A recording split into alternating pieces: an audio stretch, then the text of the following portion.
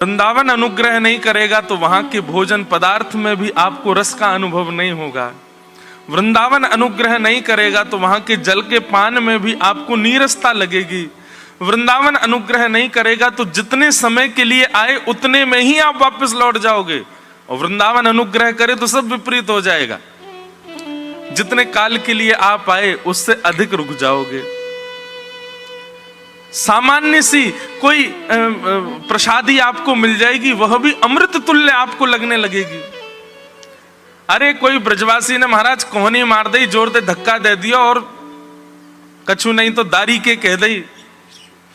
हमारे ब्रजमंडल में 2-4 गाड़ी तो ऐसी दे दें। अब यहां हम तो दे नहीं सकते मंच पे, लोग बाग वीडियो काट काट के डाल देंगे, वो देखो महाराज जी गाड़ी दे रहे हैं। पर भैया ये गाड़ी ही हमारो लाला बड़ो भयो है। हमारे वृंदावन चंद ये पूजा अर्चना सेवा अर्चना ये सब विधि विधान से तो पूरी दुनिया में ठाकुर जी की सेवा चल रही है। वृंदावन में तो गाड़ी की सेवा है। काऊ दिना बिहारी जी में इतनी भीड़ है जाए, भीड़ में 90% लोग बाहर के हैं, 10% होते हैं ब्रजवासी। और वहां में भी कोई ऐसा ब्रजवासी वादना चलो जाए जो कम से कम पिछले 2-3 महीना तक गयो ही नहीं मंदिर, और वो कहीं मंदिर चलोगा और वादना भीड़ खूब ज्यादा है गई तो खड़ो खड़ो ठाकुर जी को दर्शन थोड़ी करे, डांट है। कहा हाल कर दियो हमारे वृंदावन को, इतनी भीड़ इकट्ठी कर ली लाला तेने, ना तो खुद चैन ते बैठे ना हमें बैठन दे रहे। बैठो रहे इनके बीच में, हम तो जा रहे हैं यहाँ ते, हमें ना करनो तेरो दर्शन, और दूर ते प्रणाम करके चले जाएं। और ब्रजवासी दर्शन ना करे, लाला को आशीर्वाद दे, लाला तू ऐसे ही बनो रहे, बस या भीड़ ने कम कर दे लाला। अभी हरियाली तीज आ रही है, ठाकुर जी हिंडोला में विराजेंगे। जैसे ही झूला में झोटा लेते हुए ठाकुर जी दिखेंगे, ब्रजवासी कहेंगे शाबाश है बंसी वारे, जोर से झोटा ले रो है और यहां हम पसीना में मार रखे हैं, इन्हें कृपा कर दे लाला कछु।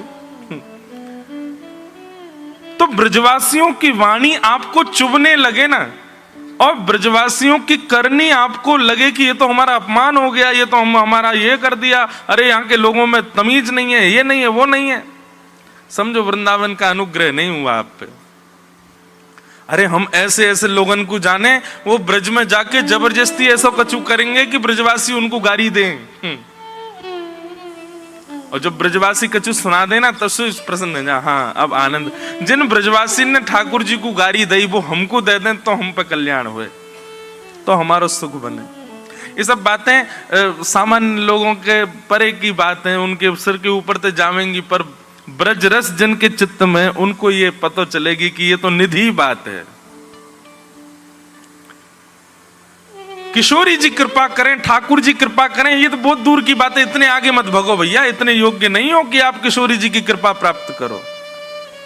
वृंदावन हम पर अनुग्रह करे, श्री वृंदावन हम पे कृपा करे, श्री यमुना जी हम पे कृपा करें। भाई जो प्राइम मिनिस्टर के पीए हैं ना, उनको मना के चलो, प्रधानमंत्री से सीधे मिलवे के ख्वाब मत देखो। ये सब ठाकुर जी के हमारे श्यामा श्याम के सब सेवाधिकारी हैं, सब उनके पीए हैं। वृंदावन, ब्रजवासी, यमुना जी, ब्रजरज, लता गुल्म वृक्ष और श्री गोपेश्वर महादेव, ये पंचायतन हमने बताए कथाओं में। हमारी कही ये बात मान लो, अगर आपको ब्रजरस में और ब्रज भाव में किंचित भी कहीं आपको दुविधा हो रही है तो अब की बार जाकर के इन पंचायतन को प्रणाम करो, इनकी अर्चना करो, इनकी पूजा। कछु दिना राधारमन जी मत जाओ, कछु दिना बिहारी जी मत जाओ, कछु दिना राधा वल्लभ जी मत जाओ, कछु दिना केवल इन पंचायतन में ही घूमते रहो। आप अनुभव करेंगे ऐसा कछु योग आएगो कि ठाकुर जी ही कोई को भेजेंगे जो हाथ पकड़ के जबरदस्ती मंदिर लेके जाएगा। जबरदस्ती श्री राधारमण जी के सामने आपको उपस्थित होना पड़ेगा। आप योजना बना करके जाओ, वो एक बात, पर ठाकुर जी योजना बना करके आपको बुलावें, वो विशेष बात है। कोई वृद्ध आ जाए, कोई बालक आ जाए, अरे कोई ऐसो ही आ जाए, वो यही पूछने लगे भैया राधारमण जी कहाँ दर्शन देंगे, नहीं हमको मार्ग बता दो, वो मार्ग मात्र पूछ ले, वही से समझ जाइए राधारमण जी बुला रहे हैं, चलो भैया अब दर्शन करिए। हम मेरा अनुभव ऐसा भाव कहता है कि सांकेतिक भक्ति करो, संकेत मिलने चाहिए ठाकुर जी के कि हाँ ठाकुर जी भी हमको स्मरण, अरे हम ही भजते रहेंगे वहां से काम ना चलेगो, ठाकुर जी भी स्मरण करें हमारो, ठाकुर जी भी बुलावे हमको। मंदिर में रहते हो भगवन, कभी बाहर भी आया जाया करो, मैं रोज तेरे दर आता हूँ, कभी तुम भी मेरे दर आया करो, मंदिर में रहते हो भगवन, कभी बाहर भी आया जाया करो, मैं रोज तेरे दर आता हूँ, कभी तुम भी मेरे दर आया करो, मंदिर में रहते हो भगवन। कृष्णदास की भक्ति, वो 12 वर्ष तक रोज माला बना करके ले जा रहे हैं, ठाकुर जी को पहना रहे हैं और एक ही कामना कर रहे हैं, नाथ 13वां वर्ष प्रारंभ होगा तो मैं नहीं आऊंगा, तुम आओगे मेरे पास। ठाकुर जी आए उनके पास। हमने ठाकुर जी को बुलाया ही नहीं है तो आएंगे कैसे? और बुलावे में भी केवल हमने बोल दिया ठाकुर जी हमारे घर आ जाइयो, ऐसे थोड़ी हो गए।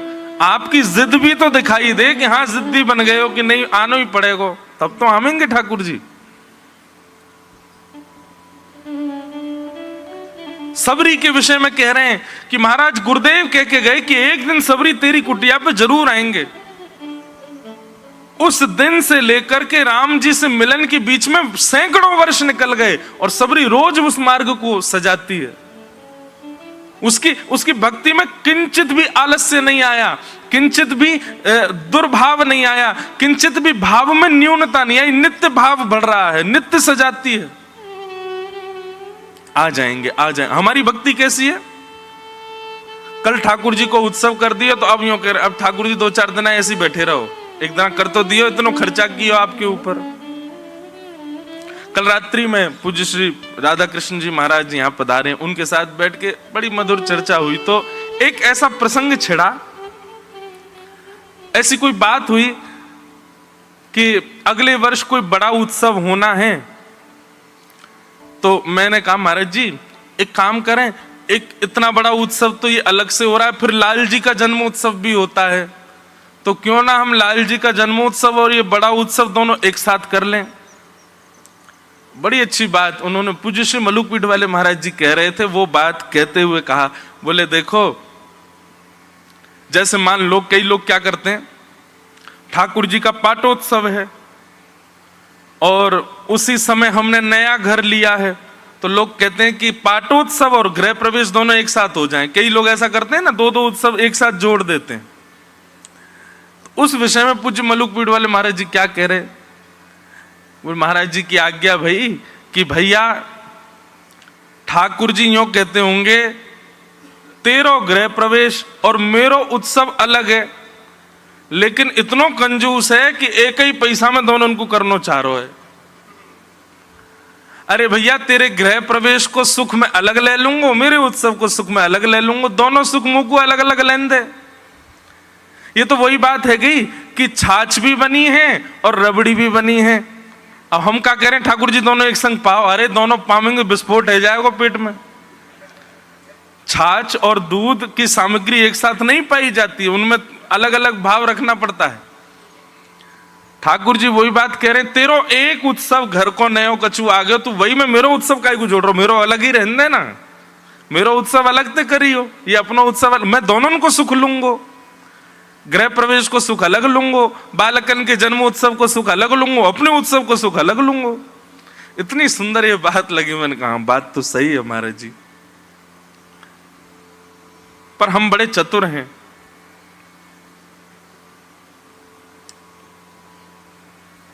घर में कोई उत्सव हो तो फिर माताएं बहनें ऐसा विचार करती हैं, कोई उत्सव रह गया हो तो वो भी इसमें ही कर लो, एक बार में पैसा खर्च हो जाए। पर ठाकुर जी के उत्सव में कभी मत करो, अपने घर की चीजें एक एक साथ कर लो। 3 बालकों का जन्मदिन एक साथ मना दो, बच्चे कपड़े फाड़ देंगे आपके। मेरा दिसंबर में जन्मदिन, मेरा अगस्त में, मेरा जनवरी में, पिताजी एक ही बार में सब मनवा रहे हो, तो ठाकुर जी के साथ ऐसा क्यों कर रहे हो भैया? बालक तो कपड़ा फाड़ेंगे, ठाकुर जी तो पूरा जीवन देख लेंगे। अच्छा बेटा रुक जा, मैं करूं, एक साथ ही सब मैं भी कर दूं। तो सुख की बात, वृंदावन को भजो, हेरी मेरो वृंदावन सुख धाम, प्रिया लाल को लाढ़ लढ़ावत, सब विधि पूर्ण का, हेरी मेरो वृंदावन सुख धाम। आज वृंदावन के स्मरण के साथ कथा विश्राम दिवस में प्रवेश कर रही है। नवयोगेश्वर संवाद हम लोग लेकर के यहाँ चल रहे हैं। नवयोगेश्वर संवाद है तो बहुत विस्तृत, अब पता नहीं क्यों यहाँ आते ही प्रथम दिन वही भाव छिड़ गया। भाव तो युगल गीत का भी रखा था, पर शायद वातावरण और यहाँ का जो वैराग्य भाव है उसके कारण ये प्रकट हुआ। तो नवयोगेश्वर संवाद में राजा निमि जो प्रश्न कर रहे हैं, उन्हीं प्रश्नों के उत्तर में हम लोग भक्ति भाव का अनुभव कर रहे हैं। तो आइए आगे के प्रसंग में जितना संभव हो सके थोड़ा प्रवेश करें, फिर आज कथा सत्र को विराम देंगे। बोलो वृंदावन बिहारी लाल की जय। तो राजा निमि ने प्रश्न किया कि भगवान, माया से बचने का साधन क्या है? और कल के सत्र में कथा में हमने माया से बचने के 2 उपाय बताए थे। पहला उपाय तो बताया था कि तस्मात् गुरुम प्रपद्येत, गुरु की शरणागति ले लो। गुरु कैसा होना चाहिए? बोले शाब्दे च निष्णातम परम परे च निष्णातम, शब्द ब्रह्म में भी निष्णात हो, पर ब्रह्म की सेवा में भी श्रेष्ठ हो। और तीसरा गुण गुरु का बताया था, व्यवहार प्रपंच से परे हो। व्यवहार प्रपंच का मतलब बंधुओं इसको कहते हैं राग द्वेष। ये 2 चीज हमारे अंदर बहुत भयानक रूप से रहती हैं। एक बार एक गांव में एक नया कुआं बना था, बहुत ध्यान से सुनो।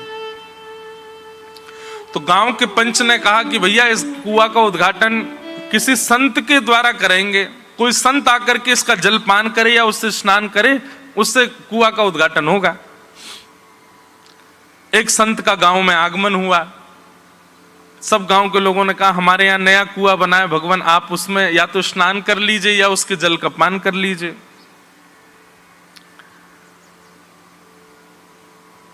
लेकिन पंच बोले भगवान कुआं तो बन गया, लेकिन उसमें ना थोड़ी दुर्गंध आ रही है। तो संत ने कहा एक काम करो, उसमें से 50-60 बाल्टी जल निकाल दो, थोड़ा नया स्रोत आएगा तो दुर्गंध चली जाएगी। लोगों ने महाराज खूब जल निकाल दिया, फिर भी दुर्गंध नहीं गई। सबने आकर के संत से कहा, बोले कि हमने तो 100 बाल्टी पानी निकाल दिया लेकिन दुर्गंध नहीं जा रही। संत ने कहा एक काम करो, तीर्थों का जल मंगवाओ, और तीर्थों का जल मंगवा करके बढ़िया उसकी पूजा अर्चना करा करके उस तीर्थों का जल कुआं में डालो, उससे शायद दुर्गंध चली जाए। गंगोत्री, यमुनोत्री, केदारनाथ, बद्रीनाथ और महाराज भारत में जितने भी तीर्थ हैं सब जगह के जल मंगाए, कुआं में डाल दिया। संत ने पूछा अब दुर्गंध गई तुम्हारे यहाँ गांव की कुएं की? बोले नहीं महाराज दुर्गंध नहीं जा रही है। संत बोले ऐसा क्या है? बोले चलो हमको दिखा के लाओ। गांव के लोग लेकर के गए। महाराज जी ने जैसे ही झांक करके देखा तो क्या पाया? कुआं के भीतर 2 कुत्ते मरे पड़े थे। संत बोले, आपने इनको क्यों नहीं निकाला? गांव के लोग बोले, आपने जल निकालने के लिए कहा था, आपने तीर्थ का जल डालने के लिए कहा था, ये नहीं कहा था कि इनको निकाल दो। अरे पागलों, पहले इनको तो निकालो। जब उन दोनों को निकाला, फिर उसके बाद 100 बाल्टी पानी और निकाला, तब जाकर के उसकी दुर्गंध गई। कहने को एक कथा है, लेकिन एक बहुत बड़ा सूत्र है। हम लोग अपने कितने भी अवगुणों का त्याग करते चले जाएं, मैं व्यसनी हूं, मैंने अपने व्यसन का त्याग कर दिया। मैं क्रोधी हूं, मैंने अपने क्रोध का त्याग कर दिया। काम, लोभ आदि, ईर्ष्या, ये सब मेरे अंदर हैं, मैंने धीरे धीरे करके सबका त्याग कर दिया। लेकिन फिर भी मेरे मन में शांति क्यों नहीं आ रही है? मैं अपने अंदर पवित्रता का अनुभव क्यों नहीं कर रहा हूं? तो फिर किसी ने कहा कि भाई गंगा जल पान करो, यमुनोत्री का जल पान करो, तीर्थों में भ्रमण करो, शायद तुम्हारे मन को शांति मिले। आप सब जगह भ्रमण कर आए महाराज, लाखों रुपया खर्च करके चारों धाम हुआ है, लेकिन फिर भी आपके मन में शांति नहीं, वो दुर्गंध जा नहीं रही है। तब किसी गुरु ने आकर के कहा, बोले क्या हुआ? बोले मैंने सब कर लिया, अपने सारे अवगुण त्याग दिए, तीर्थों में स्नान कर करके महाराज अपना शरीर पतला कर लिया मैंने, लेकिन फिर भी पता नहीं क्यों मन से विकार नष्ट नहीं हो रहे। तब गुरुदेव ने हृदय में झांक करके देखा तो क्या पाया? 2 जीव मरे पड़े हैं भीतर। कौन? राग और द्वेष। तब गुरुदेव ने कहा, पहले इन दोनों को तो निकालो बाहर। जब तक ये दोनों भीतर रहेंगे तब तक तुमको अनुभव दुर्गंध का ही होगा, तब तक तुमको अनुभव ऐसे विषयों का ही होगा। राग और द्वेष किसे कहते हैं? कोई आपके साथ अच्छा करे तो उसके प्रति आपके चित्त में प्रेम भाव प्रकट हो जाना। अरे देख कितना अच्छा है, हैं? इसने मेरे लिए ये किया, इसने मेरे लिए ये किया, उसके प्रति राग हो जाना। और कोई आपके विपरीत एक काम भी कर दे तो उसके प्रति द्वेष हो जाना। ये रागत द्वेष की जो स्थिति है वैष्णव के अंदर, ये शून्य हो जाती है। कोई कितना भी अच्छा करे वो तब भी सम रहता है। इसको ऐशान फरामोश नहीं कहते।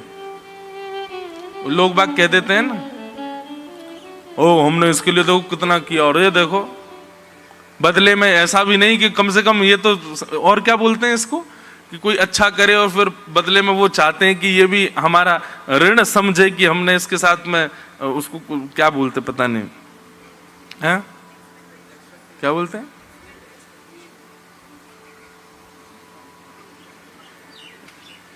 जय हो आपकी। गलती कर दी पूछ के। एक बार यही बालक था, है? मैंने पूछी प्रेमियों को क्या कहते, बोला लव बर्ड्स।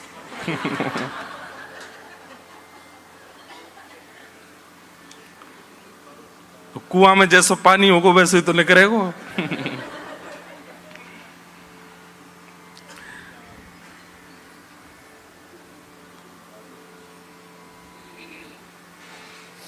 अब जो भी कहते हैं सब समझ तो गए ना, कि कोई अच्छा करे और फिर बदले में हम उसको जो है तब भी समझ रहे हैं, तो फिर अंदर अंदर एक बात आती है कि अच्छा हमने इसके लिए इतना किया और फिर भी देखो कैसा मुंह उठाए घूम रहा है, एक बार भी हमारी ओर देखता नहीं है।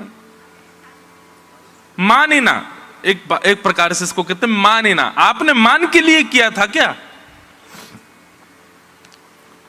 मानिना। तो राग द्वेष जो होते हैं इनसे शून्य हो जाता है वैष्णव। कोई बहुत भला करे उसके प्रति भी सम ही रहेगा वो। हां, आपने किसी से कहा है कि मेरा भला करो, तो फिर आपको उसके बदले उसको जो है थोड़ा सम्मान देना पड़ेगा उसके बदले आपको। लेकिन आपने किसी से कुछ कहा नहीं है, फिर भी कोई आपका भला कर रहा है, तो ऐसी स्थिति में आपको सम रहना है। आपको समझ, उसके प्रति ज्यादा आसक्ति मत कर लेना, उसके प्रति ज्यादा राग मत कर लेना। बंधन के 2 मुख्य कारण हैं, राग और द्वेष। बच्चों के प्रति होता है, बेटा कितना भी गलत करे माता पिता फिर भी ये सोचते हैं तो हमारा बेटा ही, ये राग है।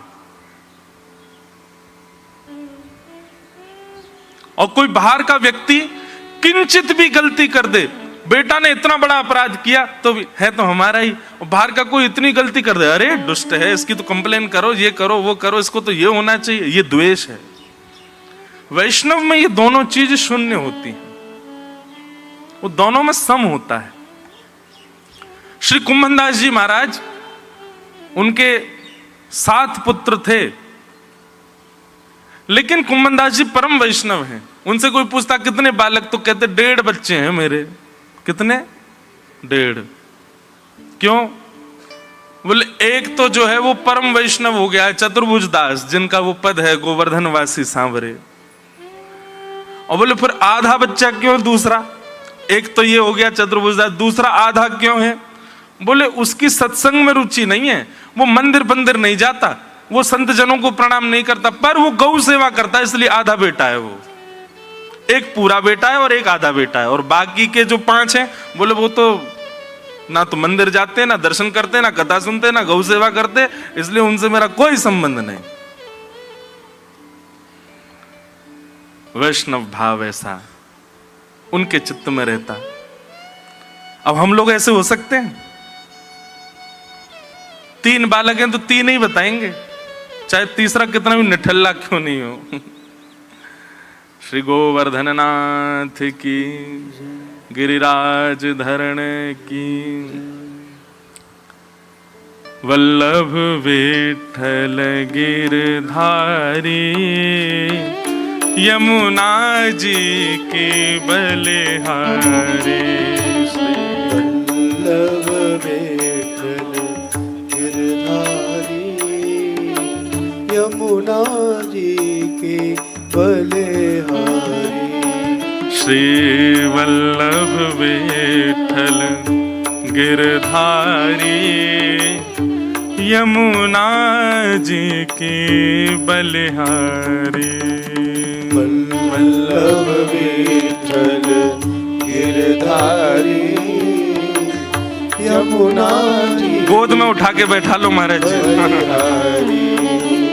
श्री वल्लभ विठ्ठल गिरधारी, वल्लभ विठ्ठल गिरधारी, श्री वल्लभ विठ्ठल गिरधारी, वल्लभ विठ्ठल गिरधारी।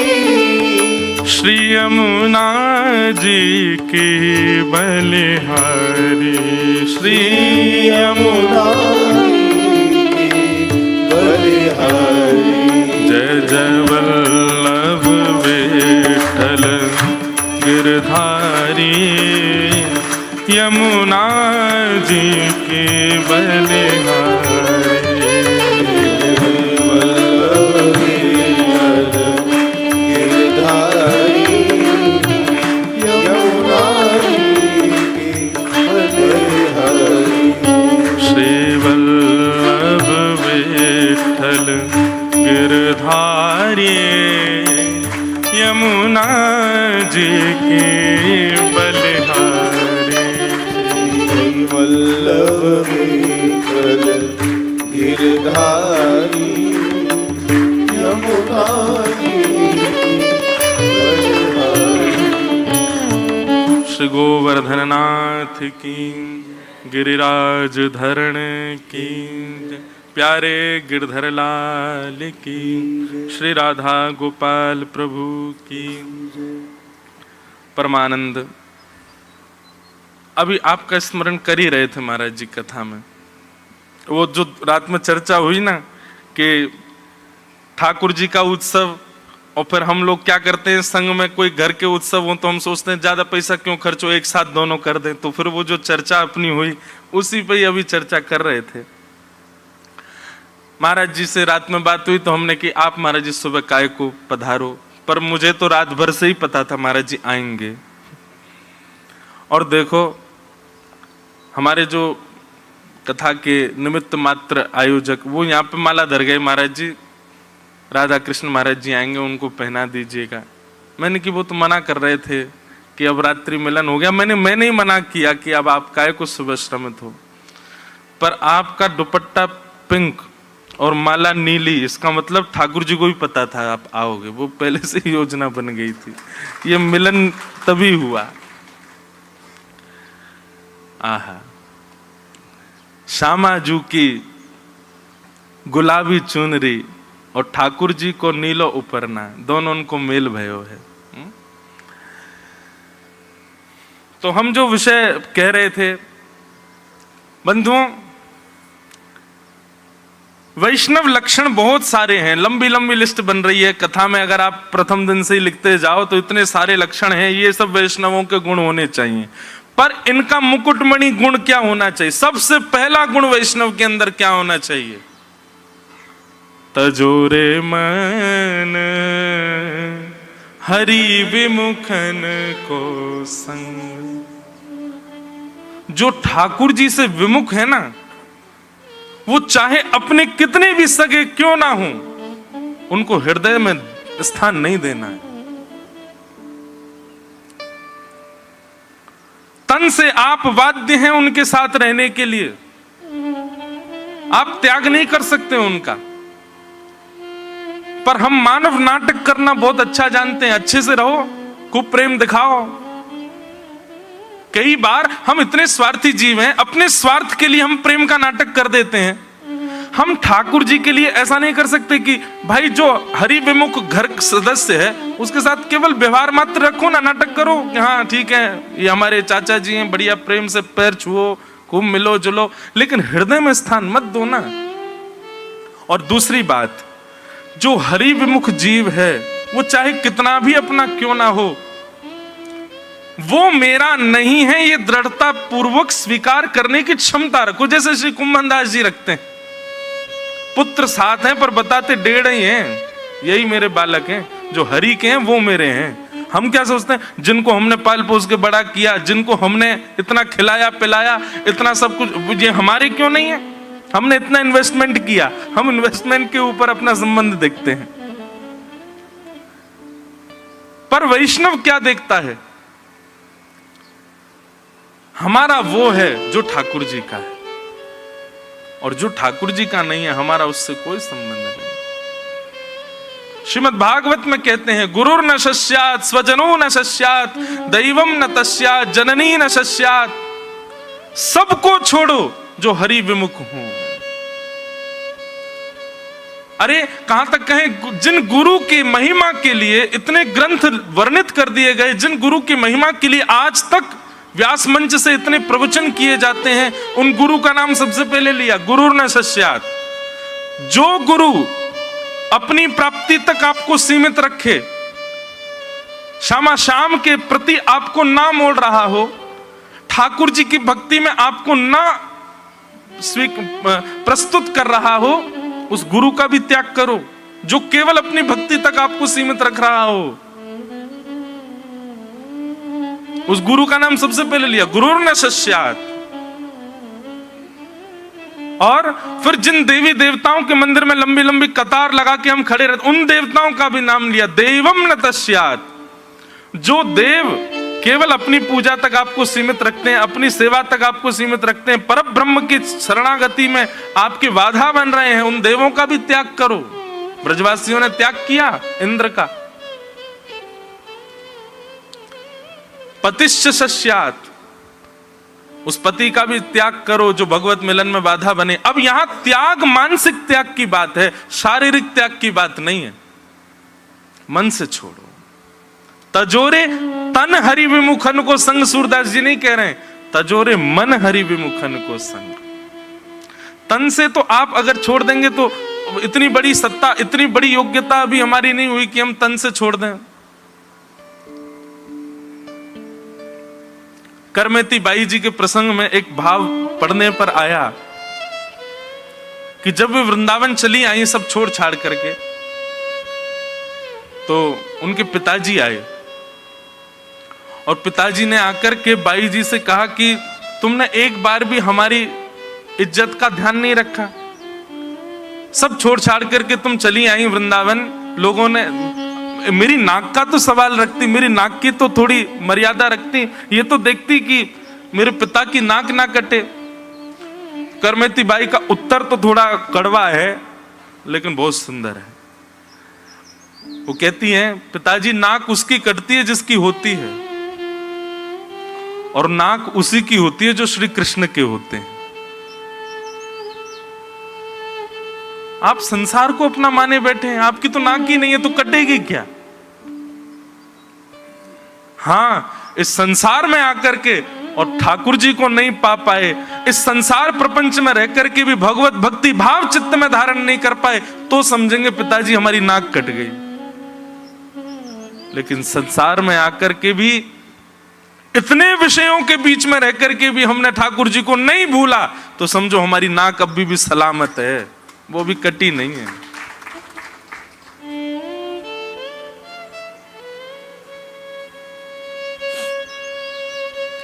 वैष्णव गुणों में सबसे श्रेष्ठ गुण, सबसे मुकुटमणि, सबसे पहला गुण अपने भीतर ये लाओ, जो हरि विमुख हैं उनको मानसिक संबंध मत रखो, उनके साथ उनके व्यवहार मात्र करो बस। तजोरे मन हरि विमुखन को संग।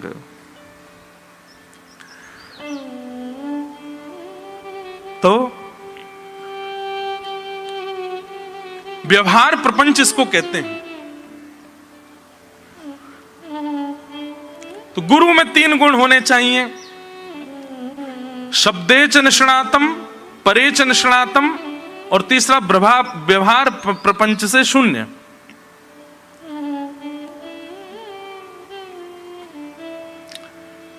इसके अलावा शिष्यों में 5 गुण होने चाहिए, गुरु में 3 गुण हो और शिष्य में 5 लक्षण हो। वो 5 लक्षण हमने कल गलती से 6 बोल दिए थे, तो एक मैया मां की बोली मारे 6वां नहीं बताया आपने। मैंने कहा नहीं, 5 ही लक्षण हैं। कौन कौन से? सबसे पहला श्रद्धा,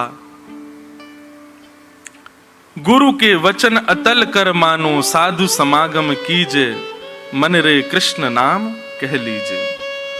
सबसे पहला शिष्य में लक्षण हो श्रद्धा। दूसरा लक्षण हो अन्यस्य दोष गुण चिंतन माशु मुक्त्वा, दूसरे में दोष गुण देखने की भावना खत्म हो।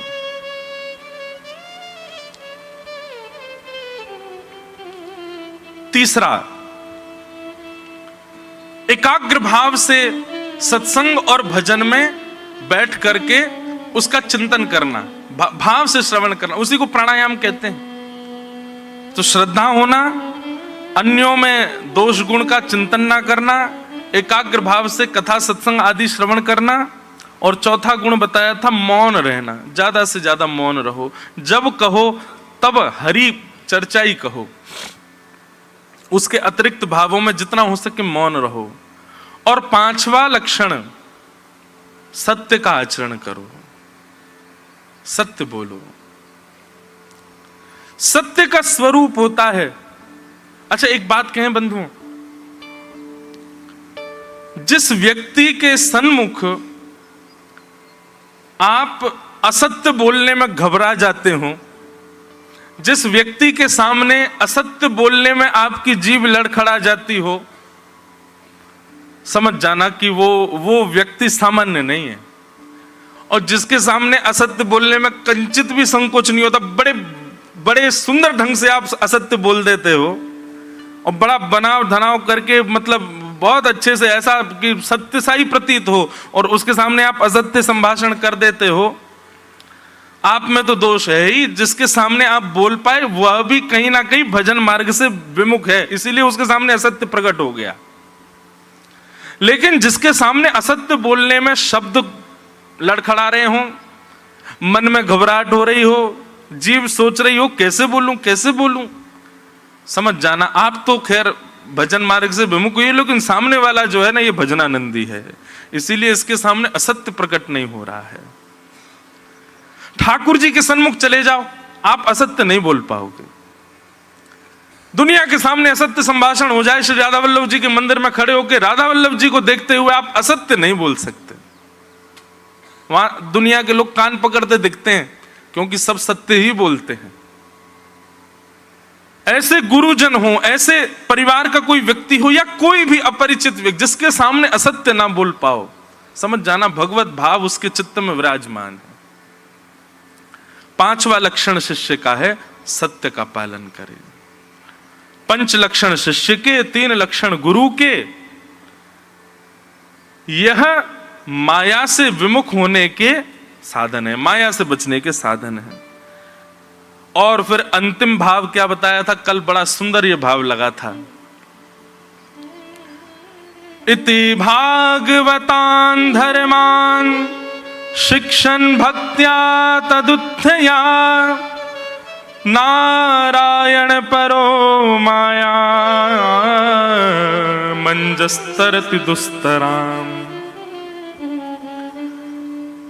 निमि ने प्रश्न किया कि हम माया से अब बच चुके हैं, माया हमको नहीं छेड़ेगी, माया हमको नहीं सताएगी, इसका क्या प्रमाण है?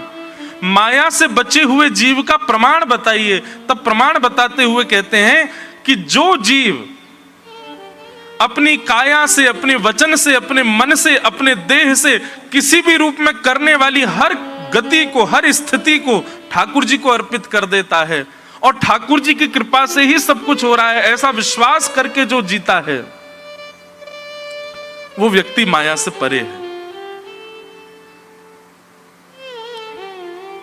जिसके चित्त में ये भाव विद्यमान है कि जो कुछ भी हो रहा है सब ठाकुर जी कर रहे हैं, मेरा कोई बल नहीं है, नवलम ममई तत्। श्री प्रहलाद जी महाराज, प्रहलाद जी कहते हैं दंता गजानाम कुलिशाग्र निष्ठुर शीर्णा यतेते नवलम ममई तत् महाविपत्ताप विनाशनोयम जनार्दनानुस्मरणानुभाव। ये मेरा बल नहीं है कि मैं इतने बड़े बड़े प्रकल्पों के द्वारा मारा जाना चाहता हूं लेकिन फिर भी नहीं मर रहा हूं। तो बोले फिर तुम बच कैसे रहे हो? बोले महाविपत्ताप विनाशनोयम जनार्दनानुस्मरणानुभाव। पहाड़ों पे गाड़ी चला रहे थे, अचानक से आगे से गाड़ी आ गई और उस गाड़ी को देख करके आपने ऐसे टर्न लेकर के और बिल्कुल खाई से छुप करके आ गए। 10 लोगों को जब तक बता नहीं देंगे ना कि मैं ऐसे बच के आया, मैंने ऐसे गाड़ी चलाई, तब तक चैन थोड़ी पड़ता है। बद्रीनाथ गए थे, ऐसा मोड़ आया, बस ऐसा लगा था यमराज जी सामने ही खड़े हैं और महाराज जी मैंने उसी समय यूं मोड़ करके और गाड़ी ऐसे चलाई, मेरी जगह कोई और होता तो गिर जाते। और संग वालों का तू बता बता बता संग वाले सही कह रहा है, इसलिए उस समय नहीं मोड़ी होती तो हम सब यमलोक में होते। अपना बल बताते हम, अपना बल मानते हम, अपना बल स्वीकार करते हम।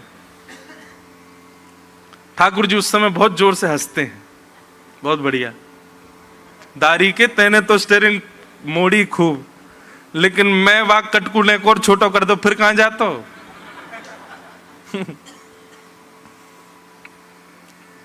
लेकिन वैष्णव का स्वभाव ऐसा नहीं होता। वो श्रेष्ठ से श्रेष्ठ क्रिया करने के बाद भी यही कहेगा नवलम ममई तत्। ये मेरा बल नहीं है, मेरी योग्यता ही नहीं है, मैं तो लायक ही नहीं था इसका जो ठाकुर जी ने कर दिया।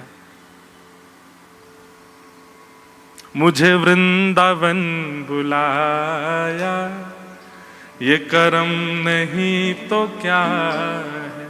मैं इस योग्य थोड़ी था कि नाथ में वृंदावन आऊं, ये तो आपने मेरे ऊपर कृपा कर दी, ये तो किशोरी जी आपने दया कर दी जो मुझे वृंदावन बोला। मैं तो इस लायक हूं ही नहीं, मैं तो महाअधम हूं। लेकिन ये बात बोलने वाले हजारों होते हैं, पर वही बात स्वीकार कौन करे? हम स्वयं को अधम तो बहुत बोलते हैं, कौन कुटिल खल कामी मौसम। ठाकुर जी के आगे जाके हर व्यक्ति ये बात बोलता है, नाथ आपको सब पता है मैं कैसा हूं, आपको सब पता है मैंने क्या क्या क्रियाकलाप कर रखे हैं अपने जीवन में। मैं क्रोधी हूं, मैं कामी हूं, मैं लोभी हूं। मैं आपको पता है कि मैंने पड़ोसी के साथ अच्छा नहीं किया, मैंने अपने चाचा ताऊ के बच्चों के साथ उचित नहीं किया, मैंने अपनी पत्नी को कल गलत बात पर डांटा, आपको सब पता है नाथ। लेकिन वही बात कोई बाहर आकर के कह दे, तुमने कल अपनी पत्नी पर गलत गुस्सा किया, तो फिर चढ़ जाएंगे उस पर। तू कैसे कह सकता है इस बात को? तू कौन होता है बोलने वाला? ये स्वीकारीकरण ठाकुर जी के आगे क्यों होता है? सब जगह हो ना, वैष्णव का स्वभाव वो सब जगह स्वीकार करेगा, हाँ मैं हूं ऐसा। अगर वैष्णव का ऐसा सम स्वभाव हो जाए, वो हर स्थिति को भगवत कृपा मान करके रहने लगे, सब ठाकुर जी के अनुग्रह से हो रहा है, जो भी कुछ हो रहा है सब लाल जी कृपा कर रहे हैं, इस प्रकार की भावना से जब व्यक्ति रहने लगे तो समझ जाओ अब माया से ये परे हो चुका, अब माया इसको नहीं सताएगी। पर अभी भी अपनी सत्ता मानता है, अभी भी अपना बल मानता है, अभी भी अपनी योग्यता समझता है, तो इसका मतलब अभी माया में ही पड़ा हुआ है, माया प्रपंच में फंसा है।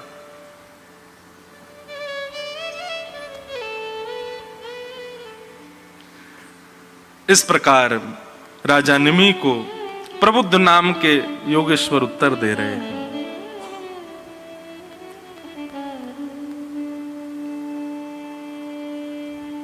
कृपा की न होती जो आदत तुम्हारी, तो सूनी ही रहती अदालत तुम्हारी। कृपा की न होती जो आदत तुम्हारी,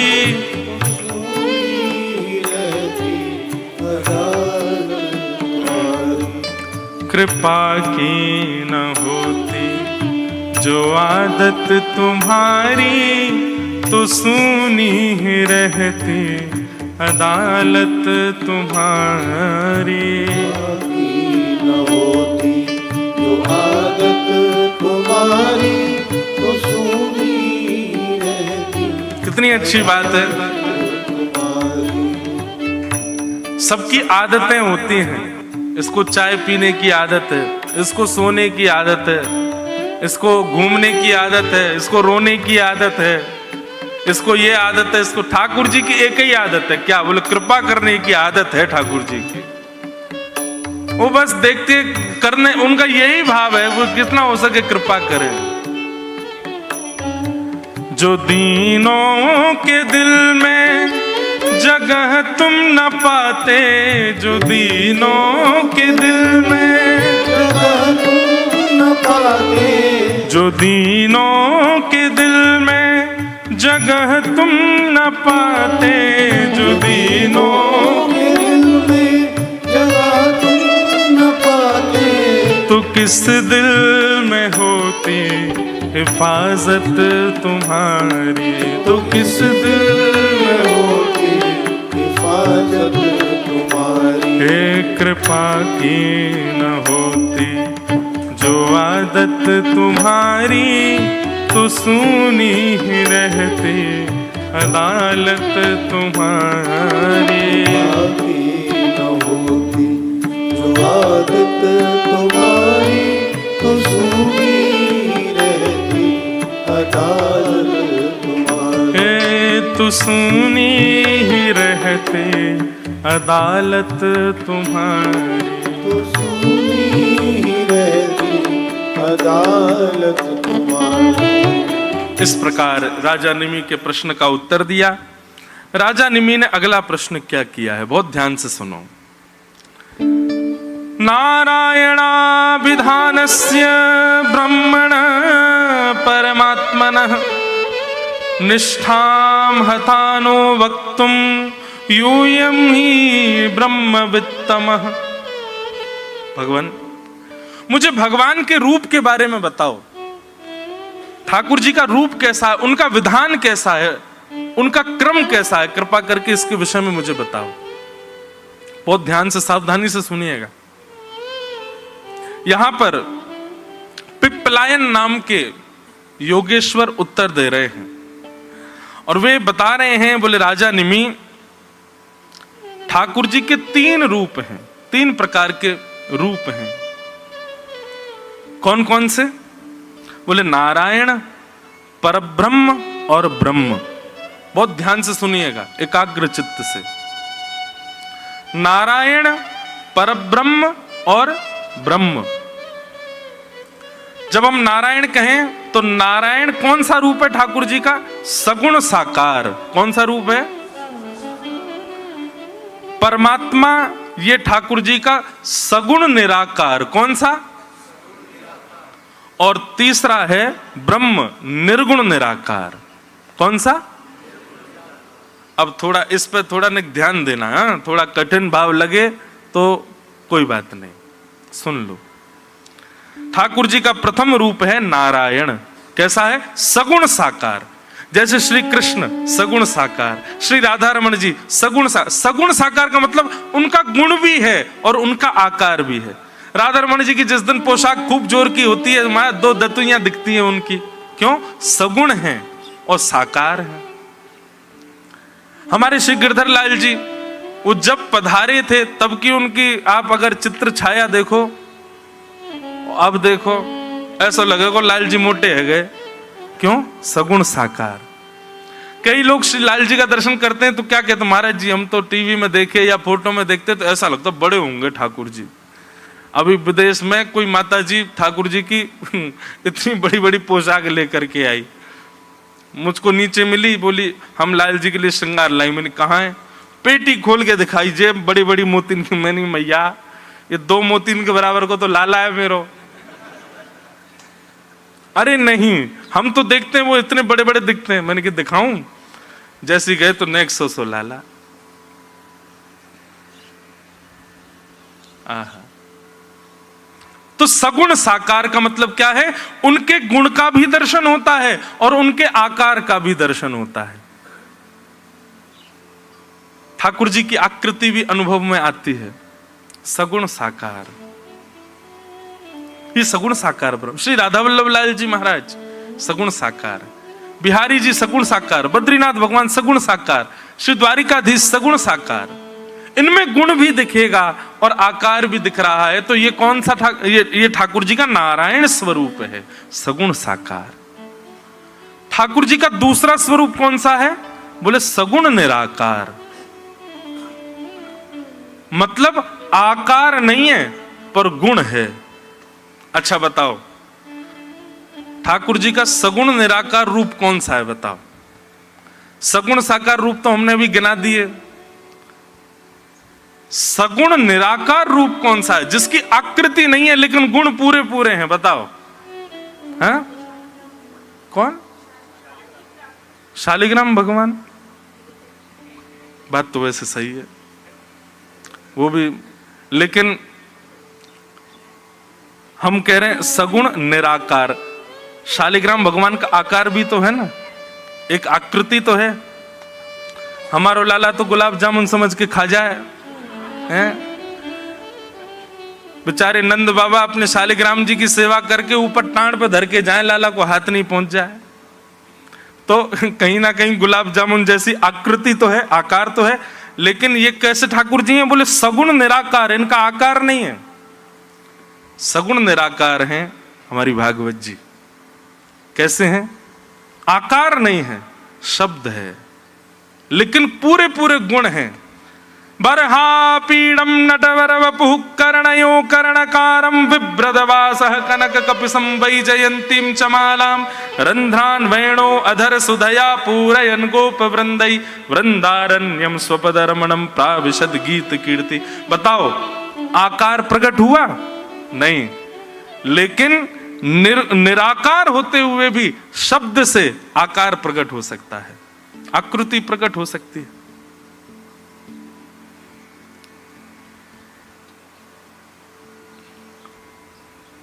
ये वैदिक ग्रंथ जितने भी हैं, हमारे रसिक जनों की जो पदावलियां हैं, उन पदों को जब आप गाते हो तो पद गाते समय नेत्र बंद हो जाते हैं और चित्त में ठाकुर जी की वैसे ही मूर्त प्रकट होने लग जाती है। आहा।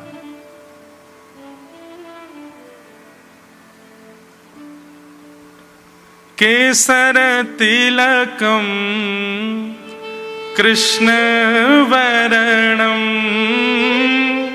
केसर तिलकम कृष्ण वरणम, केसर तिलकम कृष्ण वरणम, केसर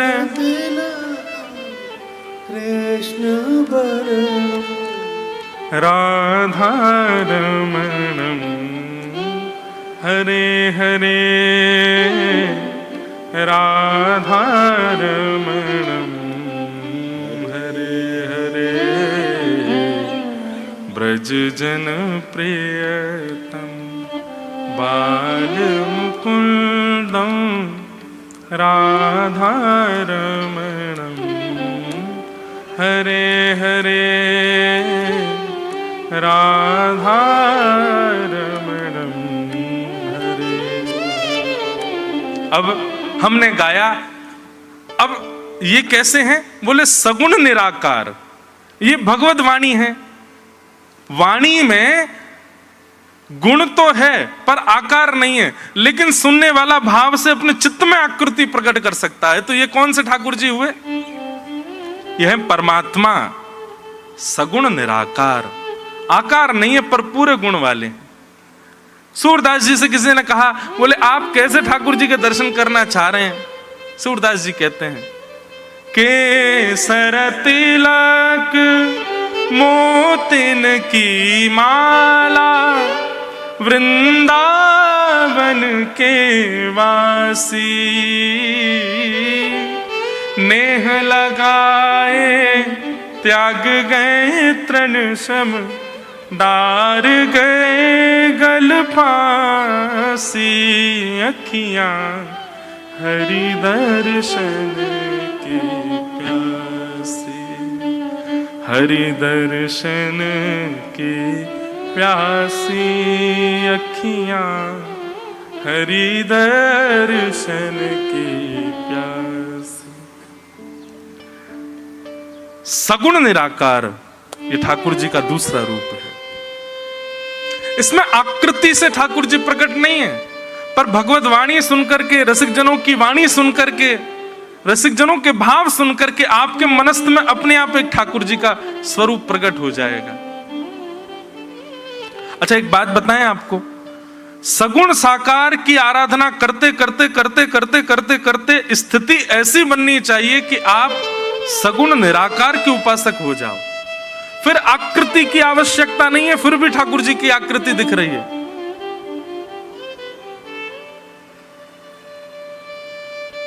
ताज बेगम, मंदिर में प्रवेश करना निषेध था उनके लिए। क्या करती?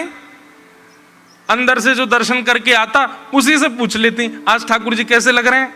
आज ठाकुर जी ने नीली पोशाक पहनी है, मोतिन की माला पहनी है, ऐसा सिरपेच धारण किया है, उस पर मोर पंख लहरा रहा है, कानों में ऐसे कुंड। अब जितनी देर वो दर्शनार्थी बता रहा है, ताज बेगम नेत्र बंद करके दर्शन कर रही है ठाकुर जी का। आहा, ऐसी आकृति।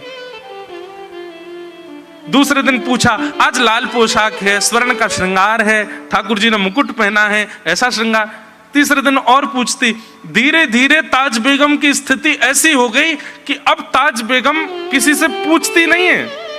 जैसे दर्शन खुले, भीड़ अंदर गई, ताज बेगम अपने मन में ही सोच लेती है, आज हमारे श्याम सुंदर ने श्वेत वस्त्र धारण किए होंगे, आज गले में ऐसी वैजंती माला पहनी होगी, सिर पर पाग धारण करी होगी, पाग पर पंच मोर पिच्छ का सुंदर धारण किया होगा, ठाकुर जी ने आज ऐसी मोतिन की माला होगी, हाथन में ऐसे कड़ूला होंगे, वंशी ऐसी मधुर बजारे होंगे। अरे कहां तक गए? ताज बेगम यह भी विचार कर लेती कि आज ठाकुर जी ने सुंदर खस का इत्र लगाया होगा, आज गुलाब का इत्र लगाया होगा। मन में विचार करती है और अब दर्शन के भाव से नहीं पूछती है कि ठाकुर जी कैसे लग रहे हैं, मैंने जैसा विचार किया वैसे ठाकुर जी हैं कि नहीं उसके लिए पूछती है दर्शनार्थियों से, आज ठाकुर जी कैसे लग रहे हैं।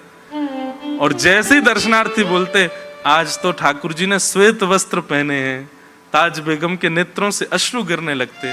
आज ठाकुर जी ने स्वर्ण की माला धारण की है, उस पर ऐसी वैजंती माला धारण करी है, सिर पर ऐसा पाग धारण किया है, मत्साकृत कुंडल पहने। जैसा जैसा ताज बेगम ने विचार किया वैसा ही स्वरूप है ठाकुर जी का। अंत में बस अपने अपने भाव पर पुष्टि प्राप्त करने के लिए पूछती है, इत्र कौन सा धराया है आज ठाकुर जी को। ताज बेगम ने सोचा आज गुलाब का इत्र है, तभी दर्शनार्थी अपने कान में से फुआ देता है, लो आप ही देखो कैसा इत्र है। और जैसे ही सुगंधी में गुलाब की वो सुगंधी धारण करती है, आहा, पूरे दिन नृत्य करती है ताज बेगम। अब उसको दर्शन के लिए मंदिर में जाने की आवश्यकता नहीं है, वो सगुण निराकार का दर्शन अपने मनस्थ में करती है। ये ठाकुर जी का दूसरा रूप है। आप सगुण साकार से प्रारंभ होंगे, लेकिन एक स्थिति ऐसी आएगी आपको सगुण निराकार की उपासना करनी पड़ेगी। आप नेत्र बंद करो और अपने चित्त में ही ठाकुर जी का श्रृंगार, चित्त में ही ठाकुर जी का राग विलास, चित्त में ही ठाकुर जी का लीला अनुसंधान। ये ठाकुर जी का दूसरा रूप है, सगुण निराकार। और ठाकुर जी का तीसरा रूप है निर्गुण निराकार। ये कौन है? ब्रह्म। ब्रह्म की अनुभूति जब आपकी होती है तो आपको हर क्षण ऐसा लगता है ठाकुर जी यही है। ये हवा कौन? ये भी ठाकुर जी हैं। मैं जहां बैठा हूं ये खाली रिक्त स्थान है, यहां पर भी ठाकुर जी हैं। ये सब ठाकुर जी का ही भाव है। तो ये तीन रूप हैं ठाकुर जी के, नारायण, परमात्मा और ब्रह्म। सगुण साकार, सगुण निराकार और निर्गुण निराकार। ये तीन रूप ठाकुर जी के यहां पिप्पलायन ने बताए हैं। तब निमि ने प्रश्न किया, बोले महाराज एक बात बताओ, सगुण साकार, निर्गुण साकार, निर्गुण निराकार, ये भगवान के इतने इतने रूप हैं, पर ये भक्तों को कैसे पता चल जाता है ठाकुर जी कब कहां कैसे कहां बैठे हैं? प्रहलाद जी को कैसे पता चल गया खम्भ में भगवान है?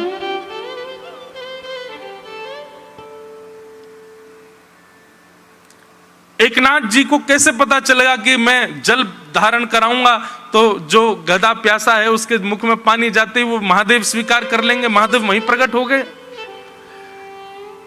ये इन भक्तों को कैसे पता चल जाता है कि ठाकुर जी कब कहां किस रूप में कैसे विराजमान है? भक्तों को ठाकुर जी की अनुभूति कैसे हो जाती है? ठाकुर जी के तो बड़े बड़े कठिन रूप हैं। इन रूपों का अनुसंधान, इन रूपों का स्मरण कैसे किया जा सकता है? कृपा कर उसकी विधि बताओ। तब यहां पर पिप्पलायन बहुत अच्छी बात कहते हैं।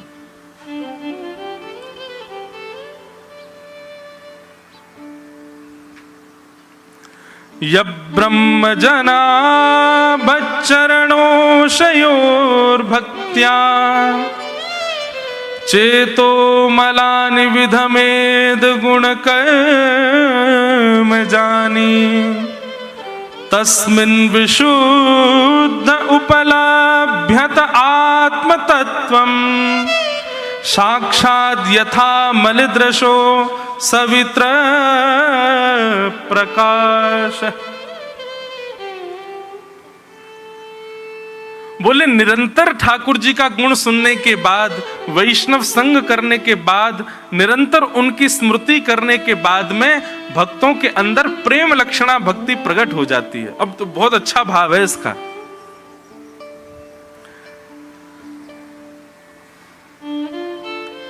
आप खड़े हैं, सामने आपके दर्पण है, प्रकाश भी है, लेकिन फिर भी आप दर्पण में स्वयं को देख क्यों नहीं पा रहे हैं? बोले क्योंकि दर्पण के ऊपर मिट्टी लगी हुई है, दर्पण जो है वो गंदा है। तो क्या करें? बोले दर्पण को साफ कर दो तो प्रकाश होगा, आप सामने खड़े हो फिर भी अपने आप को दर्पण में देख पाओगे। बोले ठाकुर जी को न देख पाने का कारण क्या है? कि हमारा चित्त जो है वो मलिन है, चित्त में जो है मिट्टी लगी है। संसार के माया के भिन्न भिन्न प्रकार के भावों से चित्त का जो दर्पण है वो बहुत भर चुका है। अब उसमें पारदर्शिता नहीं है, हम देख नहीं पा रहे हैं ठाकुर जी को। निमि ने प्रश्न किया तो फिर ये कैसे होगा? चित्त पवित्र कैसे होगा? वो दर्पण स्वच्छ कैसे होगा जिसमें ठाकुर जी दिख जाएं? इतना सुंदर उत्तर देते हैं पिप्पलायन। पिप्पलायन कहते हैं जब भक्त के हृदय में प्रेम लक्षणा भक्ति प्रकट होती है, प्रेमा भक्ति का प्रादुर्भाव होता है, तो प्रेम लक्षणा भक्ति विरह के साथ प्रकट होती है और विरह अग्नि के समान होती है। जब विरह की अग्नि चित्त में प्रज्वलित होती है, उस अग्नि से वो दर्पण पर लगी हुई गंदगी जो है वो धीरे धीरे स्वच्छ होती चली जाती है। और जैसे ही वो स्वच्छ होती है, ठाकुर जी का रूप कहां कब किस भाव में है वो भक्त को दिख जाता है। समझ में आई बात? सीधी बात, ज्यादा घुमाव ना करें। प्रेम लक्षणा भक्ति चित्त में आएगी तो भगवत दर्शन उपलब्ध हो जाएगा। फिर आपको पीछे के सघन कुंज में भी ऐसा अनुभव होने लग जाएगा कि ठाकुर जी तो वो बैठे, अरे निश्चित ही श्याम सुंदर वहां गैया चरा रहे होंगे, ऊपर वंशी बजा रहे होंगे, ऐसी भावना चित्त में प्रकट होने लग जाएगी। लेकिन एक बात याद रखिएगा बंधुओं, प्रेमा भक्ति जो होती है, प्रेम लक्षणा भक्ति जो होती है, वो जब तक चित्त में विरह नहीं होगा तब तक प्रेम लक्षणा भक्ति प्रकट नहीं हो सकती। विरह आतुर भाव से ही प्रेम लक्षणा भक्ति प्रकट होती है।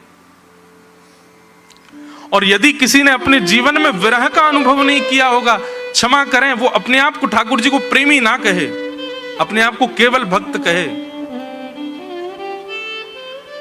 विरह प्रादुर्भाव चित्त में होगा तभी प्रेम प्रकट हो सकता है ठाकुर जी के प्रति। जिसके नेत्र कभी ठाकुर जी की स्मृति में सजल ना हुए हों, वो अपने आप को प्रेमी ना कहे, भक्त कहे केवल। मीराबाई कहती हैं, मीराबाई को जब ठाकुर जी की बहुत याद आती ना, तो श्री मीराबाई पत्र लिखती ठाकुर जी को, पतियां मैं कैसे लिखूं, लिखी ही न जाए, पतियां मैं कैसे लिखूं, लिखी ही न जाए।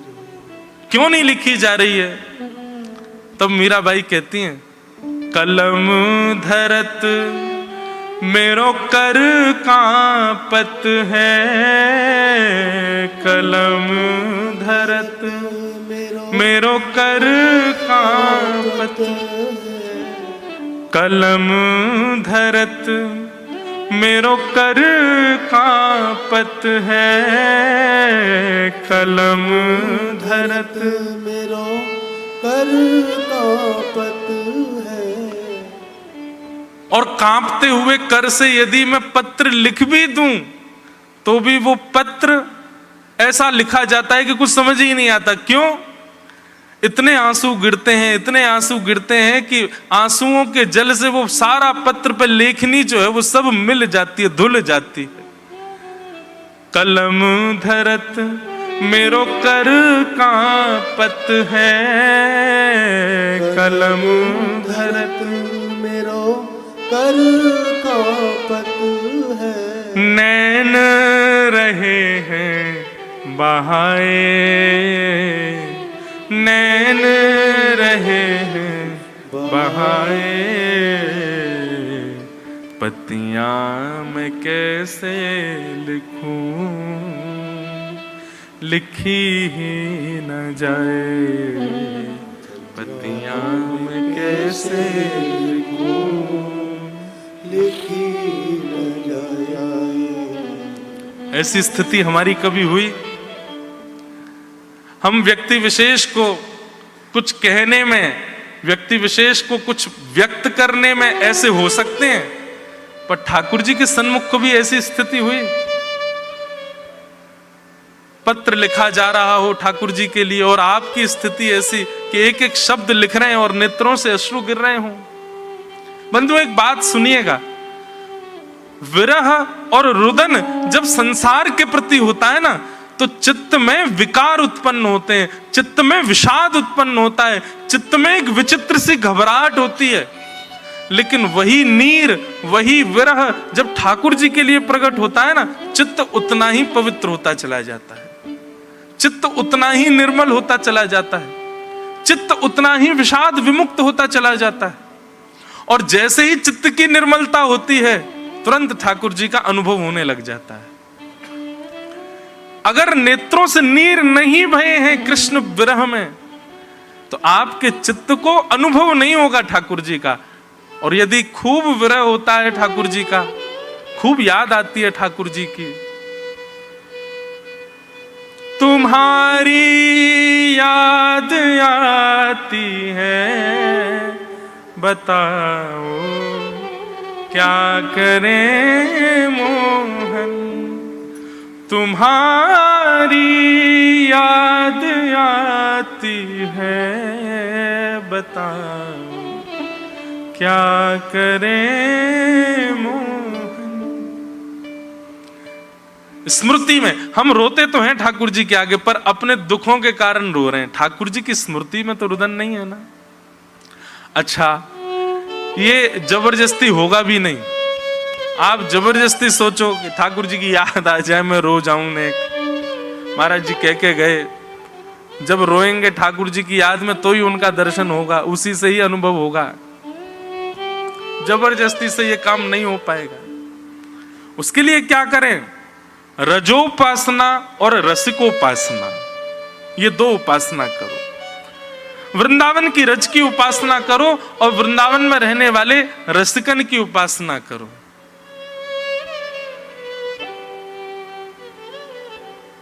हम एक भाव गाते हैं बहुत सुंदर। राधिका रानी जी, वृषभानु दुलारी जी, राधिका रानी जी, वृषभानु दुलारी। यदि कृष्ण विरह चाहिए, किशोरी जी का विरह चाहिए, तो ब्रज की उपासना करनी पड़ेगी, और ब्रज की उपासना के लिए किशोरी जी से प्रार्थना करनी पड़ेगी। तो किशोरी जी से प्रार्थना करो। राधिका रानी जी, वृषभानु दुलारी जी, राधिका रानी जी, वृषभानु दुलारी जी। हो सुन लो अर्ज हमारी, हमारी रहूं ब्रज रज को उपास, उपासी।